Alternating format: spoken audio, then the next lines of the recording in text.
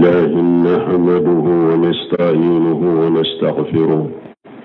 ونعوذ بالله من شرور أنفسنا ومن سيئات أعمالنا. من يهديه الله فلا مضل له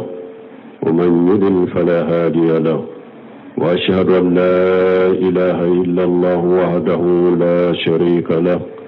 وأشهد أن محمدا عبده ورسوله صلى الله عليه وعلى آله وأصحابه وسلم تسليما كثيرا. أما بعد، عباد الله، اتقوا الله تعالى حق التقوى. قال تعالى في محكم تنزيله: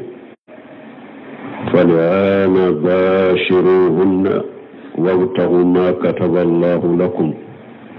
وكلوا واشربوا حتى يتبين لكم الخيط الأبيض من الخيط الأسود من الفجر ثم أتموا الصيام إلى الليل. وذكر الله في هذه الآية الكريمة أصول مفطرات صوم، وذكر رسول الله صلى الله عليه وسلم في سنته تمام ذلك. أمبي على التنو أمبي يفضلي أمبي أنيني على فيكان كشي كباني ركون تورو منان كبارا جغو ni alay jommi kanda ode kanda bagay ni alay jommi fili kanda bagate sorola.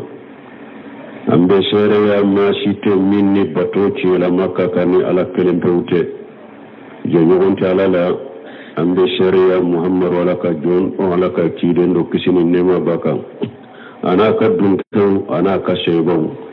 ala ko kisi min ka chakosobe no tamina ka ala ka joye sira alanye ala yasiranya dambela ala yafo aka kitabu labbenin kono aya kitabu munjigi ala ko faliana fabashiruhunna tumami ako sungalo tile mo kana she ikafuru soma musufila la ako faliana fabashiruhunna atu haramu yara sufila la mission oradro ni wuli laitese ikamusoma mi ala ko sisa aya kam muso ayu jenyonya ala yen mi sebe awye barajula baranyimawla ako fana nyini akammi akadumuni ke fokata nyinye fajiri fima ani fajiri jema fokatu bonyogona ni fajiri fima ni jema bora nyogona aka yeremina kasunda fa fokata tilebi ni aya min fule ni suntige fen ube nuba fuma mufsidatu sawm ko munun be suntinya ala yu lesrifo ni aya kono chide nya fo akasunna kono kato dafa. Muftirati sawm sawatun anwai ube bafu mufsidatu sawm suntinya fen ko wolon fulade do ko munu nuyu ke ni kasumbe tinya ko wolon fulade do. Al awwal al jima'u wa huwa injalu al jakari fil faraj wa huwa ajawha wa akbaruha isman. famata jama'a sha'imu batala sawmuhu faradan kana aw nafla. sun cinya fen a fɔlɔfɔlɔ ye mun ye muso kafoɲɔgɔnya cɛya ni musoya ka don ɲɔgɔn na muso kafoɲɔgɔnya min de ye fɔlɔ ye min bɛ sun cinya. ni sun cinya fɛnw bɛɛ la ale de ka bon n'a bɛɛ ye, ale de junubu ka bon n'a bɛɛ ye. mɔgɔ o mɔgɔ n'a jɛra ka muso ni ye muso jɛ ɲɔgɔnya i sunbagatɔ ni ye muso jɛ ɲɔgɔnya i suntɔ i ka sun tiɲana. sun ye farida ye sawo nafila do sun tiɲana. wa in kana fi nahari ramadana wa sawmu alayhi wajibu, n'a y'a sɔrɔ fana kafoɲɔgɔnya in kɛra sunkalo tile de la, e fana ye mɔgɔ ye sun wajibilen bɛ e kan. لزمته كفارة مخلجته kafara girma wanda bai wajibi ka wala yufuhu shi fi'lihi ye bara min ke ka bara injugu ya koso a ce jugu ya koso kafara girma da bika sungalo tile kono na ni ka muso de nyonya e fana ye mugoye sun wajibi lembe eka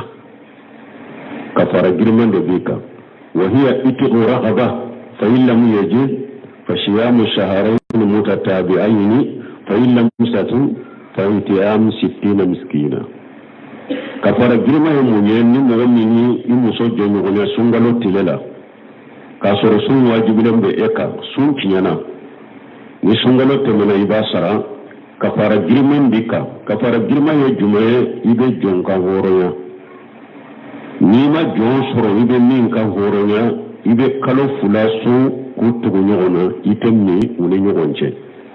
foni banana ube ni itamura tama mi madabo akama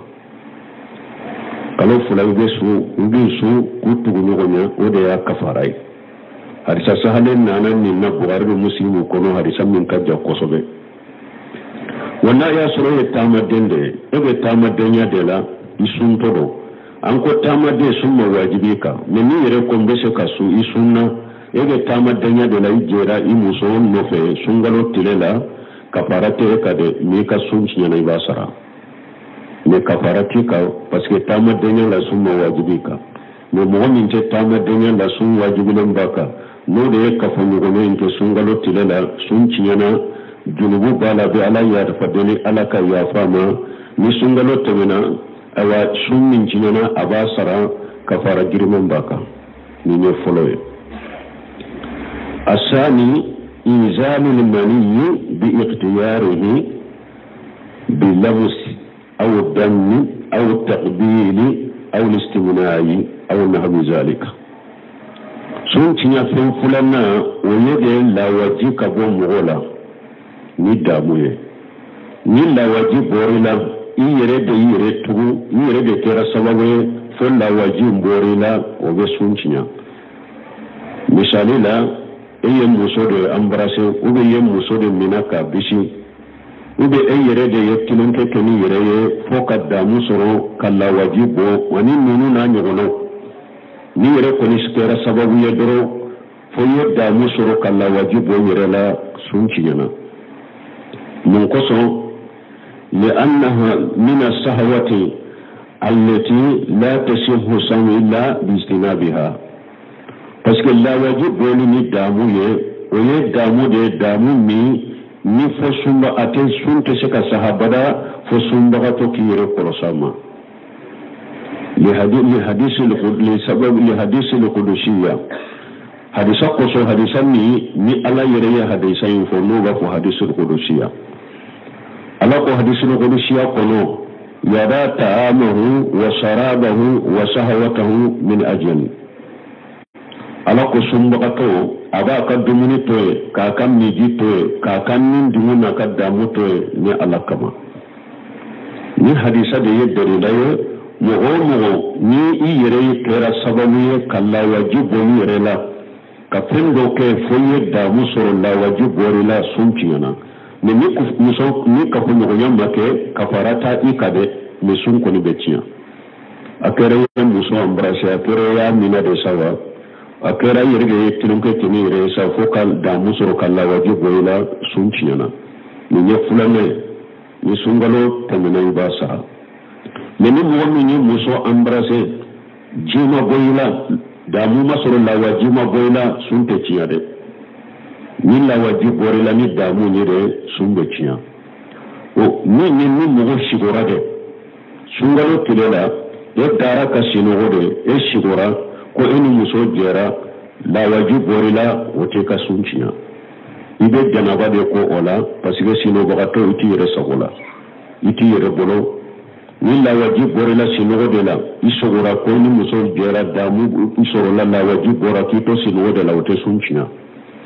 a ube la wajibu bora ela itora kamiri muso ko de la imam maga muso la de inya tala fana kalaje mais tora kamiri musoko la ibisukun kono foye damu soro la wajibu borela ninte sunchina hadisa koso تزوج الله عن أمتي ما حدثتها أنفسها ما لم تتكلم أو تعمل. هذا شيء يقول شيئا أنا شيئا على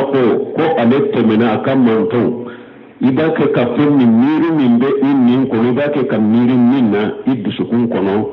نيما أبارك إما كماني كمير فيني كو ألت من أولا ni tora kamire musoko de la musokinya koro yerema magala ina tala ni diskunde ko tora kamire musoko la isunto fonda wajib borela wote sunchinya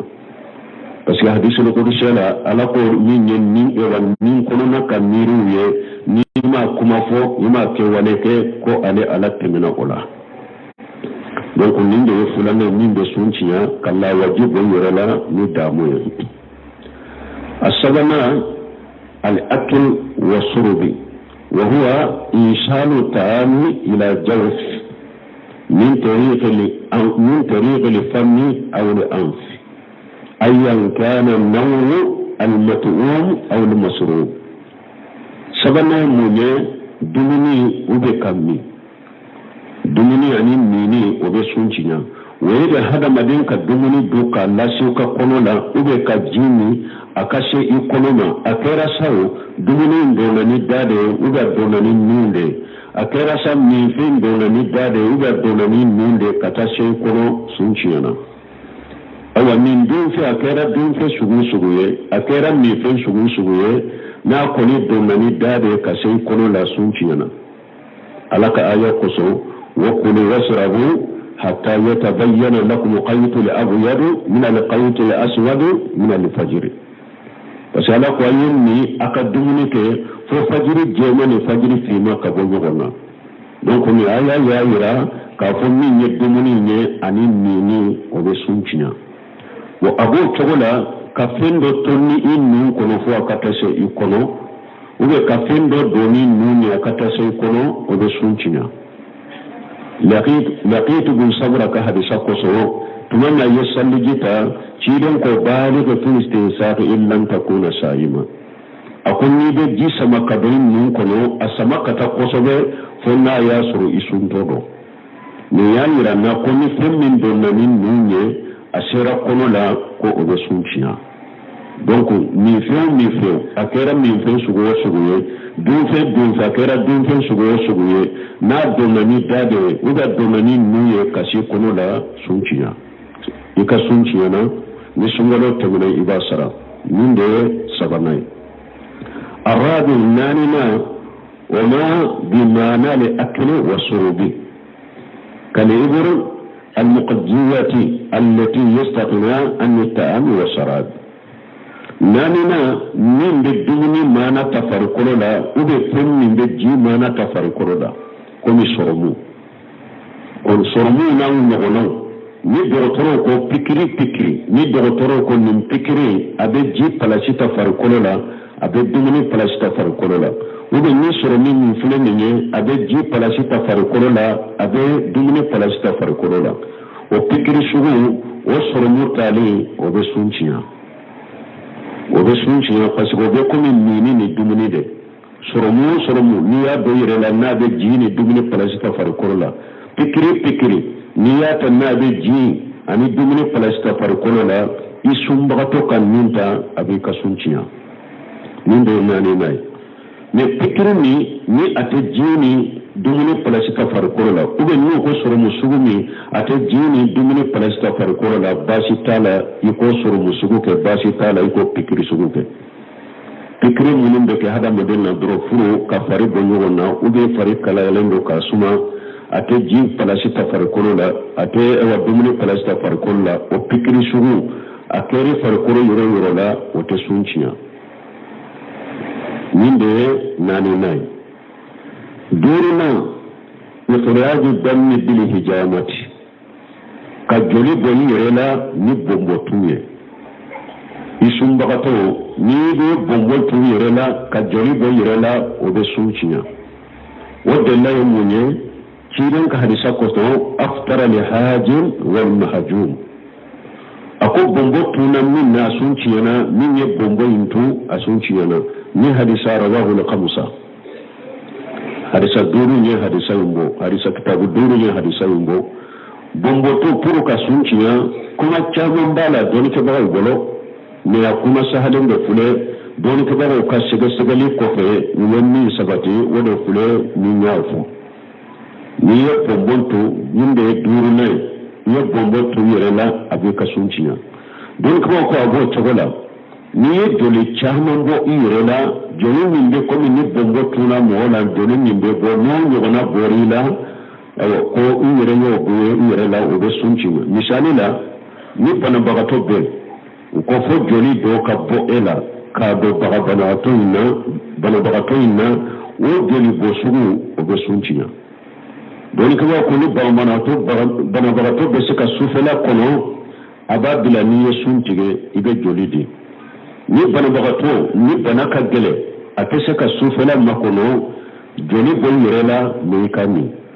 iko donni ni sungalo temna ibasara o joli be sugu o be sunchiya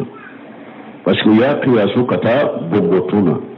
ne joli bo munum be ko ni tara dogotoro sawla o be joli munum boyla pour ka analyse tenu ye o te foy ke sunna o be ni mun tirani re joli min be bo o te fenti ka sunna o be ni jogirade joli bora o te fenti sunna o be ni de bo joli min be bo o te fenti sunna joli min boli be fenci ya sunna joli min be boyda ko bado bana ba to wala wodo be sunciya min de durunay woruna asadisu ataqayyur amudan woruna min be sunciya ki yere tugu kapono eye suguri dugu gelen ko fe sungalo tilela eye tara inunda kasa jugu dela ka sama puru ka fono ye kasa jugu ni sama ifono na ube eyere yi bolon koni do kan kono ki yere fono ikasunchiana ode lay munye tiden ka hadisa koso man yarahu al-ghayyun falaysa alayhi qadam wa man istaha amudan falyaqdi tiden ko mugumi isunto ni fono nana ima ayerema ima dabo kama saratika wote ka sunchiya de ni fono na ni yere de fono de nana ema yere mate ema dabo kama ki yere fono ni fono na wote foiti ka sunna ne chide ko ni yere tugu ki yere fono akoy ko o don sara ni yere de yere tugu ki yere fono chide ko yiko o don sara o min de yo woro na mo ka yere tugu ka yere fono o be sunchiya ne ni fono nani ma yere ma wote fonki ka sunna minye worona ashabu wolon fulana urudu dam al-hayd wal nifas ni bange me kalogo muso ni kalogo nana la ube ni muso jigina bange joli nana la ni asunto do sunchiyana har ni muso sunto do anni tile binni tora komi nya tuguna yele aka kalogo nana kasuru tile mabi o do sunchiyana musungalo temina da basara abo togola ni muso sunto do mi ajigina sani tile kabbi ni nya tuguna yele ajigina ka bange julu ye ka soro tile mabbi sunchiyana o de la munne ciron ko muso ka kibariyala alaysa ijahadati lam tusanni wa lam tasun akoya la muso na do nakalo bola abe salwa abe suwa muso ko ayi donc ni nyaayira ni muso fana ni kalogo nana la dro sunchiyana ube ni bange jole nana la sunchiyana donc ninde sunchiya fe muninde sunchiya wolon fula ulude mununge barakallahu li wa lakum fil qur'ani al hakim wa nafa'ani wa iyyakum bima fihi min al dhikri al hakim aqulu qawli hadha واستغفر الله لي ولكم ولسائر المسلمين من كل جنب واستغفروه إنه هو الغفور الرحيم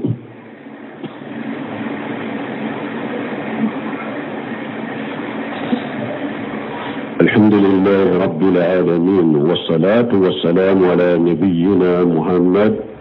وعلى آله وأصحابه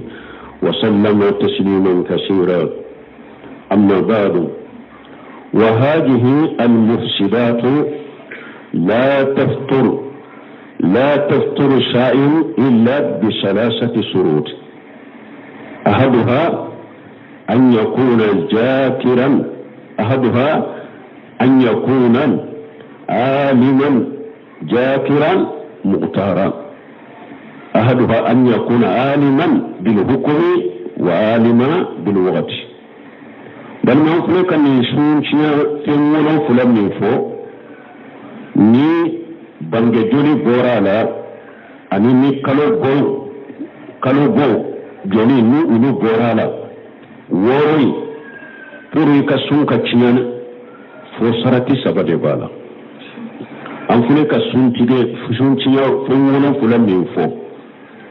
ni bange joli borala ni kalo go ni unu borala wori min beto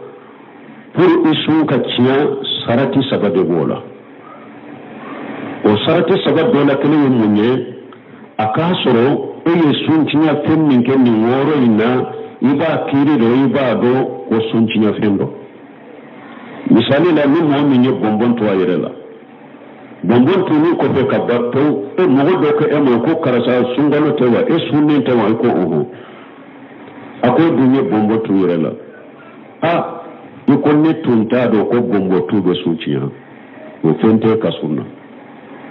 fente ka sunna parce que tuntado ko bombo tuni be sunchiya de fenti ka sunna akasoro wa alima bil waqti akasoro ibe waqti fana do ibado fana kunde sungalo de la ibado fana kunde sungalo tile de la ne e sunchiya fendo ke ni worola e anko karasa e sunto tolwa e ko ne yere tunyi na sungalo ko law ni yere tun ما دو يرم بسونغلو يرلا ووقتي سنتكيا من جل يومي ربنا لا تأخذنا إن نسينا أو أخطأنا على يكنمنا نمنا نكم منك وجم كتورا كم منك كنمنا ناي على كل يوك أوي وليس عليكم جناح فيما أخطأتم به ولكن ما تأمرت قلوبكم وكان الله غفورا رحيم. أيا ولا أنا كنت جنبو تاولا ni أو خطورا كم منك جنبو تاولا ni أيا يرتبو كم منك أبي من النقود. وليس عليكم جناح فيما أخطأتم به ولكن ما تأمرت قلوبكم. donc ni mo خطورا de etun te fenkiri do de ou de خطورا de ni woro do la kene ni sunchiyo fin woro do la kene ke tunta do sunte chiya ni ne sarati foloy wasani an yakuna jakira fulanna akasoro ifakili bala minante ni sunchiya fin woro min fulanni ne enni nade ou de dumneke iko karasa ante sungalo de lawa dumni iko nyina nade ni nade kammi ni nade ka dumni ke fonti ka sunna ni hakili jigina yoro no do ni hakili jigi yoro ni iyere mina ka bo dumni na iyere mina ka bo mi jima ka continue ka sunna asara litika summa chinya o de la yemunye chiden ka de sakoso man nasiya wa huwa sa'ilu fa kala aw shariban فليتم صومه فإنما أتمه الله وسقاه ni hadisa muntafaq alay kiren ko mogommi ni ennyina na esuntodo ennyina na innina na kadumuni ke kiren ko ni hakili jigina iki kasunda fa ala de ila dumuni ala de ila mi asaralitika ni ne sarati fulanay musinki utiya ponnunu akasuru nyinante nyinana de ku dola kelenke sunte ciya i hakili jigina yoro mi dorobe kontine ka sunna asaraliti ka summa ciya ni hadisa koso asaratu salisu wa salisu an yakuna muqtara sabanna akasuru sun ciya fin eyire de ya tani yire sago ya mu'mi karaba ni sun ciya fin woro ni kalogo sentala ni dola kelenke i karabana de kuku ke iya ke karaba bolo de ka isunte ciya ciren ka hadisa koso تزوج الله الأمة لقطعا والنسيان وما استكره عليه كيدنكو ألت من النكم منتو نؤمننا كم منك نقطورا كم منك ونيننا كم منك وبيو كربا قبلا كم منك ألت منا ولا ألت من ناي